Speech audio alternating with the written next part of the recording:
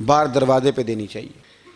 اعلیٰ حضرت رحمۃ اللہ علیہ نا جبل پور چلے گئے، سفر تھا، وہاں آپ کے دو خلفاء تھے، باپ بیٹا، مولانا عبدالسلام بھی خلیفہ تھے، مفتی برہان اللہ ان کے بیٹے وہ بھی خلیفہ تھے۔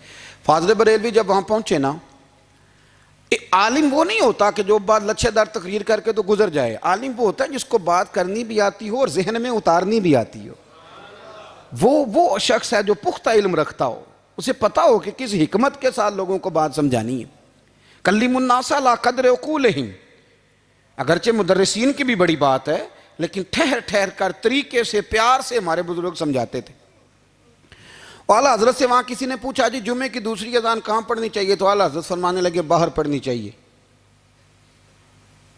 آپ نے وہ فتویٰ دے دیا، وہاں جناب لڑائی شروع ہو گئی۔ وہاں لوگوں نے کہہ دیا جناب ہمارے ہاں 40 سال سے ہو رہی ہے، کسی نے کہا 35 سال سے۔ اعلیٰ حضرت فرمانے لگے دین تجربے سے نہیں آتا، دین علم سے آتا ہے۔ یعنی 40 سال تجربہ ہو گیا تو اس کا مطلب ہے آپ عالم ہو گئے۔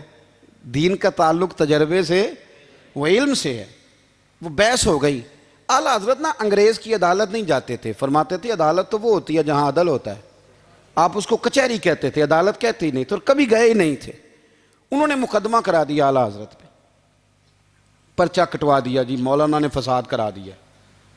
اب وہ جج مسلمان تھا، اس نے ریڈ کر لیا، وہ جو نائب قاصد نہیں، وہ ادری جس کو کہتے ہیں آوازیں دیتا ہے، فلاں بن فلاں حاضر ہو، وہ اعلیٰ حضرت کا مرید تھا۔ آپ نے اسے بلا کے نا تو ساری بات سمجھا دی، وہ سمجھ گیا کرنا کیا ہے۔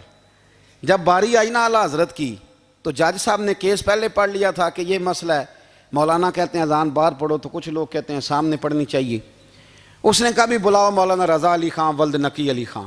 وہ کہنے لگا کھڑا ہو کے نا جج کے سامنے، کانوں میں دونوں بالکل جج کے آواز دینی تھی نا باہر جا کے، تو جج صاحب کے سامنے جج صاحب کی طرف منہ کر کے کہنے لگا مولانا رضا علی خان ولد نقی علی خان حاضر ہو، اور جج کہنے لگا بیوقوف باہر جا کے کہنے لگے یہی تو میرے پیر کہتے ہیں، یہی تو وہ فرماتے ہیں کہ خطیب تو آیا بیٹھا جمعہ پڑھانے، وہ تو آیا ہوا ہے، باہر جا کے کہے جو نہیں آئے انہیں بھی پتہ چل جائے کہ جمعہ پڑھنا ہے، یہی تو وہ کہتے ہیں۔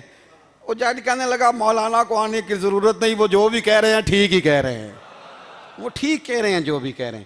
انہوں نے فکری طور پر لوگوں کی تربیت کی، انہیں بات سمجھانے۔ ایک مولانا نے کہہ دیا کہ نبی پاک صلی اللہ علیہ وسلم کو تو غیب کا علم ہی نہیں، تو اعلیٰ حضرت فرمانے لگے تو بتا اگر نہ ہو حضور کو غیب کا علم تو تیرا کیا فائدہ ہے؟